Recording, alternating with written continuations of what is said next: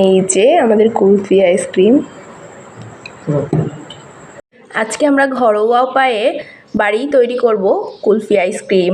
এর জন্য লাগছে খোয়া ক্ষীর, এতে কিছুটা নারকেল দিয়ে জ্বালিয়ে রাখা হয়েছে, দুধ আর চিনি। প্রথমে কড়াইতে দুধ দিয়ে দেব।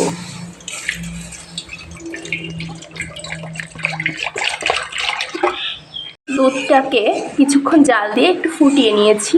এবার দুধের মধ্যে এলাচ দুটো গুঁড়ো করে রেখেছিলাম দিয়ে দেব।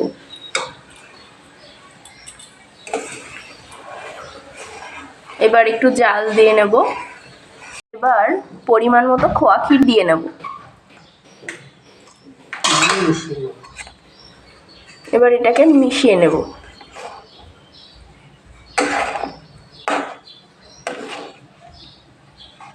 খোয়া ক্ষীর মেশানোর কারণে দুধটা অনেকটাই ঘন হয়ে গেছে। এবার মেপে নিয়েছি বাটিতে, পরিমাপ মতো চিনি দিয়ে দেব। এবার এটাকে ভালোভাবে জাল দিয়ে নেব।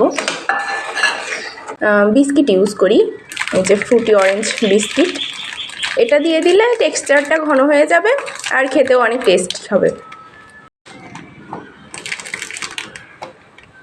এটা গুঁড়ো করে দেওয়ার প্রয়োজন নেই, দিলেই গলে যাবে। এবার এটাকে কিছুক্ষণ জ্বালিয়ে নেব আবার।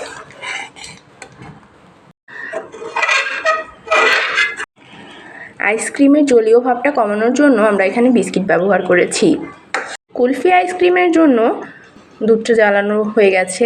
এবার এটাকে রেখে দেব ঠান্ডা হওয়ার পর্যন্ত।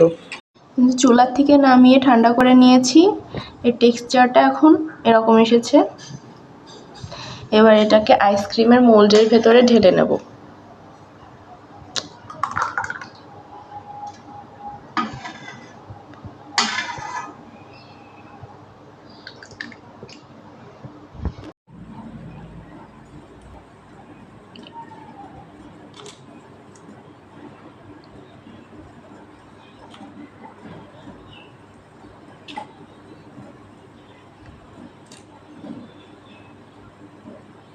এটাকে ডিপ ফ্রিজে রেখে দেব।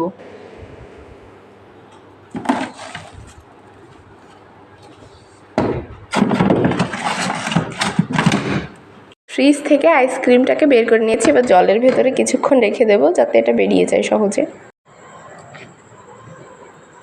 এই যে আমাদের কুলফি আইসক্রিম।